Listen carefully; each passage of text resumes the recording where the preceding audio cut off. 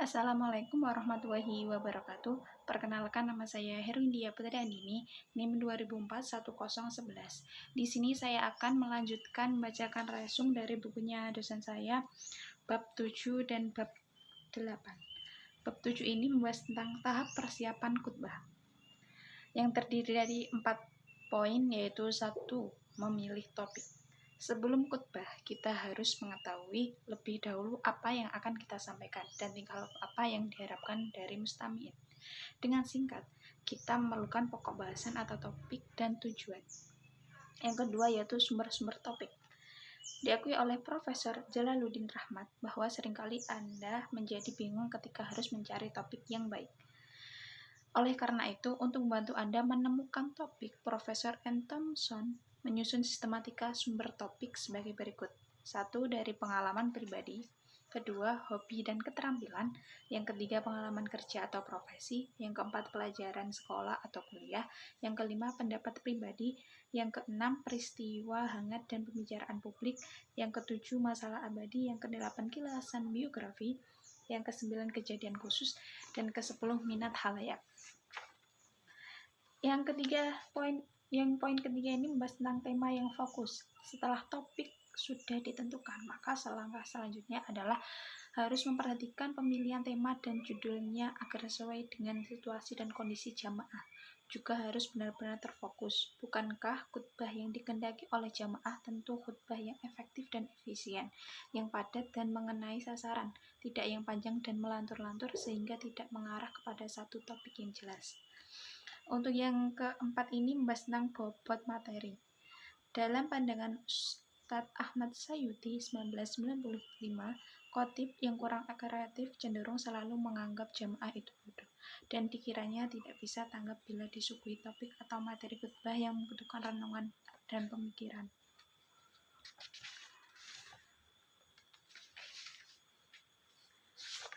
Dan selanjutnya adalah bab 8 ini mengenai tahap penyusunan khutbah.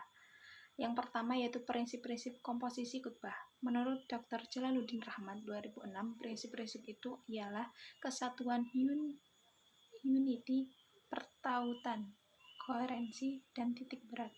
Kesatuan atau unity ini, komposisi yang baik harus merupakan kesatuan yang utuh. Ini meliputi kesatuan dalam isi, tujuan, dan sifat pembicaraan. Untuk pertautan ini menunjukkan urutan bagian uraian yang berkaitan satu sama lain. Pertautan menyebabkan perpindahan dari pokok yang satu kepada pokok yang lainnya,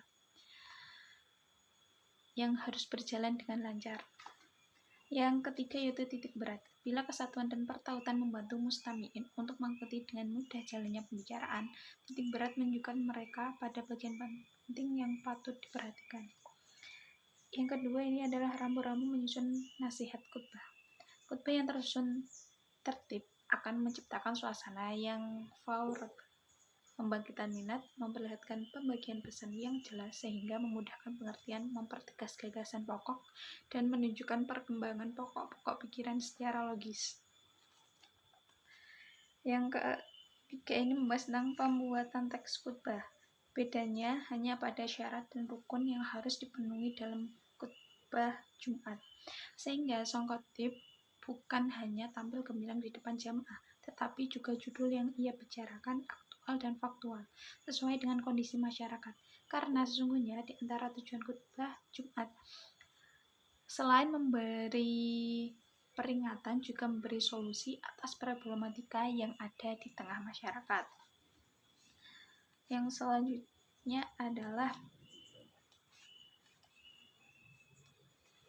susunan naskah. Susunan khutbah terbagi dalam 3 bagian, yaitu pendahuluan, isi, dan kesimpulan. Pendahuluan biasanya sekedar memuat keterangan singkat untuk menarik perhatian jamaah terhadap topik atau pokok uraian yang akan disampaikan.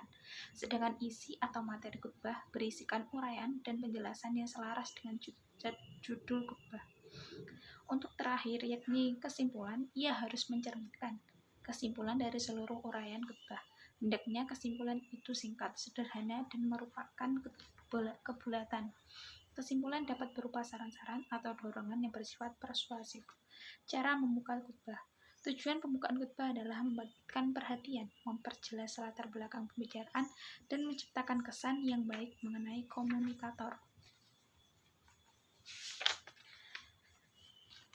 Cara mengakhiri khutbah. Permulaan dan akhir dari khutbah adalah bagian yang tak terpisahkan dalam prosesi rangkaian khutbah Jumat.